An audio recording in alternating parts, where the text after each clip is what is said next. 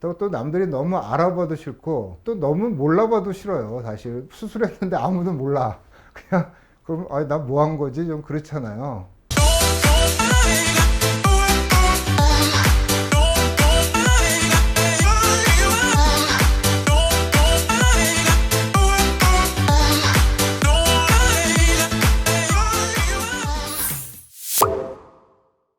얼굴 성형수술은 얼굴이 작아지고 예뻐지는 게 일단은 목표죠. 그래서 얼굴을 작게 하는 안면윤곽 수술이나 아니면 이목구비를 뚜렷하게 해주는 수술인데, 사실 목구비, 그러니까 눈하고 코하고 입 같은 경우에는 너무 눈에 보이고 수술도 본인한테 부담스러울 수가 있잖아요. 그럴 때는 우리가 귀 자체를 이용해서 얼굴이 작아 보이는 효과를 낼 수 있다는 데 큰 장점이거든요.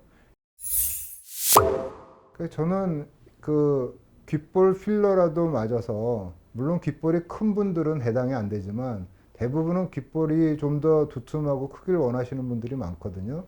그럼 귓볼 필러라도 한번 맞아 보시라고 해요.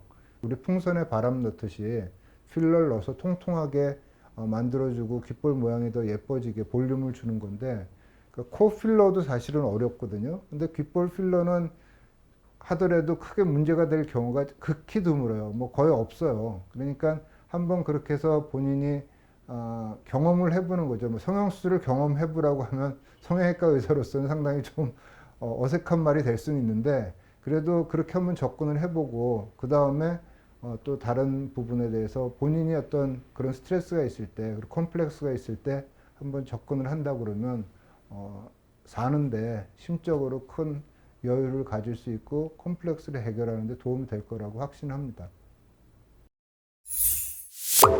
처음 수술하는 게, 이게 귀 수술은 귀 수술 받는 분이 좀 독특한 면이 있는데, MBTI에서 타입이 I가 많으세요.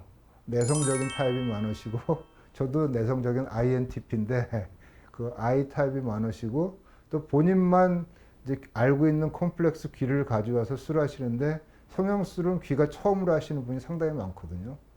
그래서 상당히 그 결과의 만족도가 높으신 편이에요. 그러니까 나는 멋있어지고 예뻐지고 싶은데 또 남들이 너무 알아봐도 싫고 또 너무 몰라봐도 싫어요. 사실 수술했는데 아무도 몰라. 그냥 그럼 나 뭐 한 거지? 좀 그렇잖아요. 그러니까 귀 수술은 본인이 이제 얘기하면 확실히 변화가 있는 건 뚜렷해요.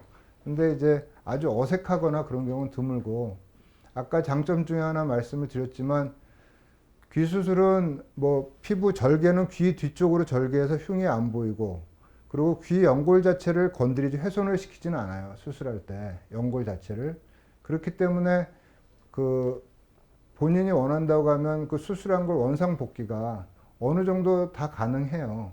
물론 돌출귀 같은 경우는 이제 뒤로 눕혀놓은 귀를 100% 다시 세우는 건 어렵긴 하지만, 그래서 거의 대부분의 수술은 크게 문제가 없이 원상 복귀가 가능하다는 것에 대해서는 큰 장점이라고 할 수 있죠. 본인 만족이 상당히 중요하잖아요. 그러니까 대부분 귀 성형 수술을 상담하러 오시는 분들이 어릴 때부터 본인이 스트레스 받던 부분이에요. 그러니까 심적으로 그게 상당히 큰 트라우마가 되거든요. 근데 그게 해결됨으로써 많은 심적인 안정을 얻는 경우가 많습니다. 특히나 이제 돌출귀, 귀가 너무 서 있는 경우는 그게 트라우마가 되고, 요새 또 학폭 얘기가 많이 나오잖아요. 어떤 놀림의 대상이 된다는 게, 실제로 학생들이 상담하러 오는데 부모님하고 같이 오는 경우가 있어요. 그러면서 얘가 이렇게 5, 6년 이상을 스트레스 받고 있는지 몰랐다. 근데 귀 수술을 하느냐? 부모님은 그렇게 물어봐요. 근데 학생들은 저에 대해서 잘 알고 귀 성형에 대해서 잘 아는데, 그런 경우에 물어보면은 뭐 초등학교 1학년, 2학년 때부터 아이는 그것 때문에 왜 나는 남들하고 귀가 다르게 생겼지?